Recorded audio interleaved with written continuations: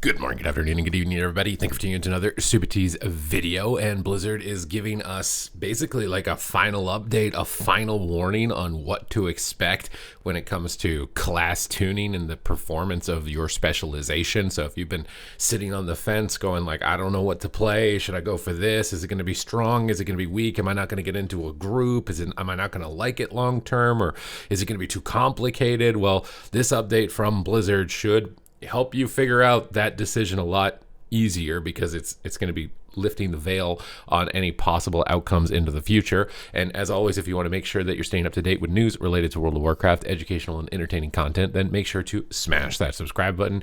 Your support is greatly appreciated.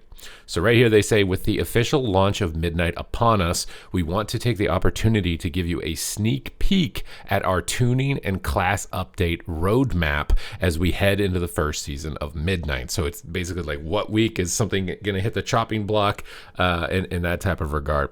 With the Midnight expansion, players will gain access to the new Apex talents and their additional talent points as they level toward 90.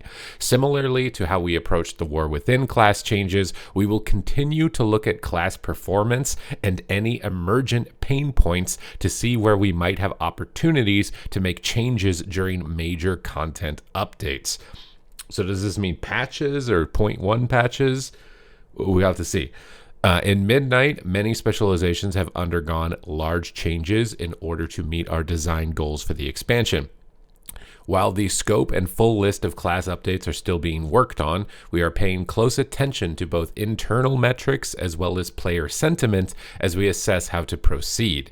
And this, see, there's some important language right there, right? Their internal metrics is like data. What does the data say? And then what is the public sentiment? And I will say right now, the public sentiment for something like an Arms Warrior is very bad. It's very low, right? Like, you guys are just like, and I think it's PvE and PvP right now for Arms Warrior. I've also seen some videos recently for Affliction, apparently is experiencing some pain points in PvE, which I agree that are also mirrored in PvP. I'm honestly pretty happy with the balance overall right now, at least on the PvP side of things. I think healer balance is the main thing that's pretty egregious. So I don't know if they're going to address it or not based on what they're saying here immediately, or what their goals are with it. But they always have these two in tandem, basically, right? Because sometimes they've got the data telling them that one spec is like only 1% worse than another, but the player sentiment is making it seem like it's, you know, the world is over, right?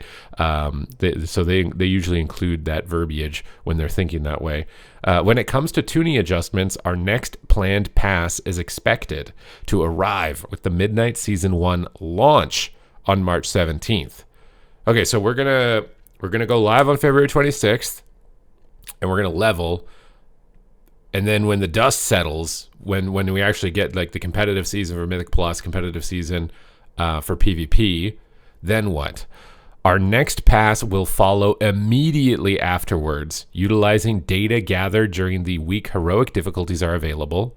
These changes will go live with the launch of the Mythic Raid difficulty and Mythic Plus on March 24th. They didn't include the word PvP here. I'm assuming they'll also do PvP, because they have been up to this point. But I will say, I swear, every time I log on the beta, it's like a completely different game from the previous day, and I want to make a tier list. I want to help you guys figure out what looks strong right now and what's looking like the best. I'm just like, I don't really know. I know Subtlety Rogue is definitely up there. I know Mistweaver Monk is definitely up there right now. I can almost certainly guarantee that. And then Affliction and Arms Warrior and Restoration Shaman, I would say, are pretty close to the bottom. And then most everything else, I think, is very much so just very volatile. They all seem good in their own way. They all have some weaknesses in their own way as well. But this means that we won't see any major changes until March 24th, which, you know, if we want to make like predictions and try and see into the future, this basically means you don't want to be at the top right now. For beta testing purposes, right? So something like Demonology Warlock in PvE is trending like very high at the top. And it's doing, like, I would say, fairly strongly now in PvP. So like, I feel like you're pretty just like, that's a dangerous position to be in. But maybe this does spell hope for you if you're near the bottom. If you're a warrior and you're near the bottom or something like that, there may be hope for you.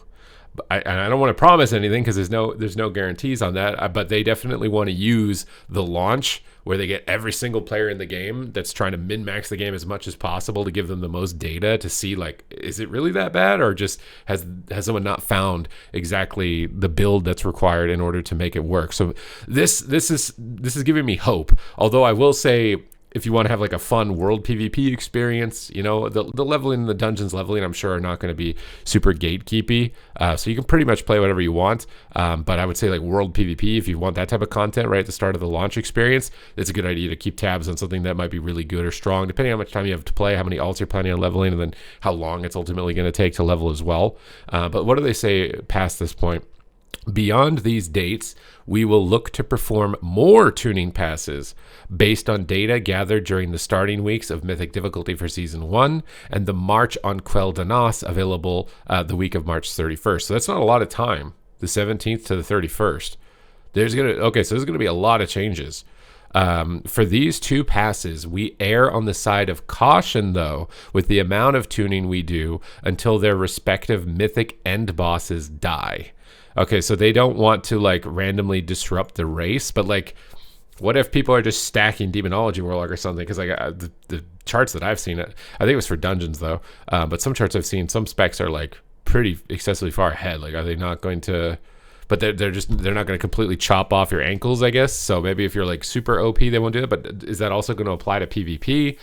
I feel like I don't think we can draw those lines together, right? If something is egregiously strong in PvP, I don't think they will be as wary of kind of cutting it down as opposed to the raid, because with PvP, you're not preserving the integrity of the race, right? Like, you're just trying to make the overall experience the best. And I think healer balance is something that, if they want to have a Mistweaver season, that's one thing, but it's so much better. And there's some healers that just feel so bad.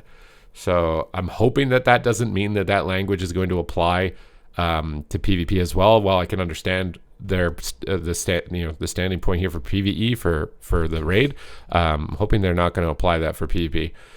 To avoid being overly disruptive to progression, after these key dates, we will have several check-in passes planned roughly a month apart.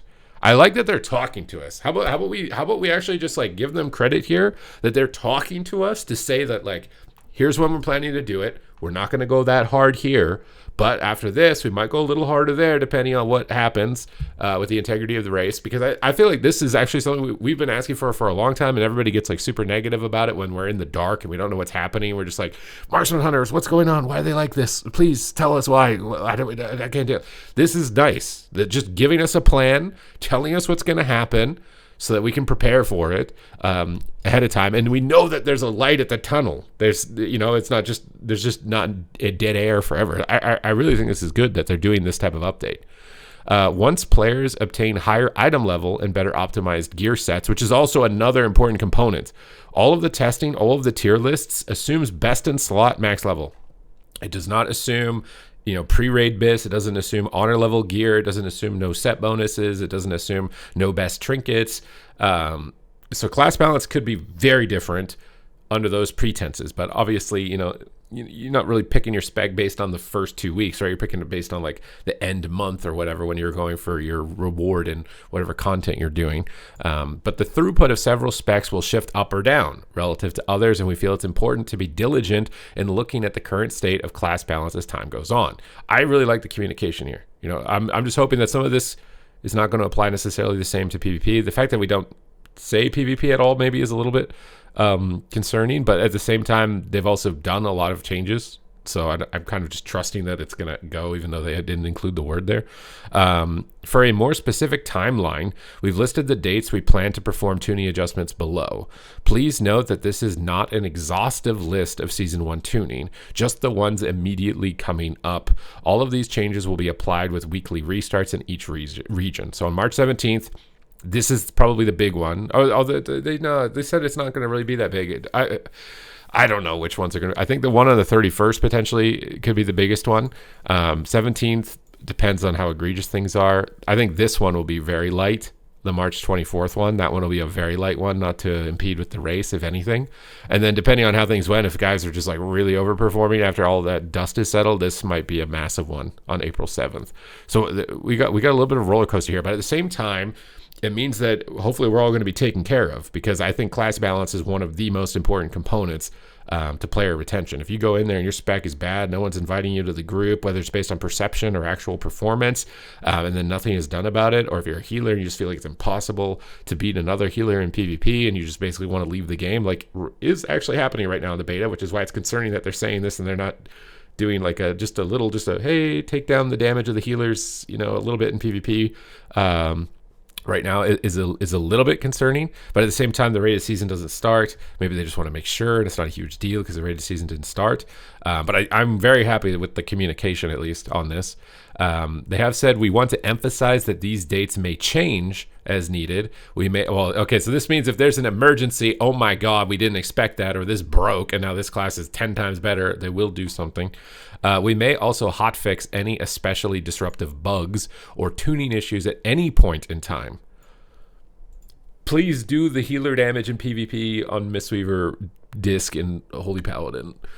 The above dates are only for our currently planned tuning passes. Thank you for your continued feedback, and we look forward to seeing you in Midnight. So I feel like this is good. That concrete update, game plan, showing that there's going to be attention for this stuff, so that if you want to go into your spec, pick the one that you think's the most fun. It's going to fit your play style. Maybe tailor it a little bit, depending on exactly what content you want to do, because some specs are a little bit better depending on what the content is. But I don't think they're going to leave anybody behind, which is the big thing. That is the big thing. So I'm happy with this. The only thing is I wish they just said, PvP season, Mythic Raid difficulty, Mythic Plus, and PvP season. Just a little tiny thing.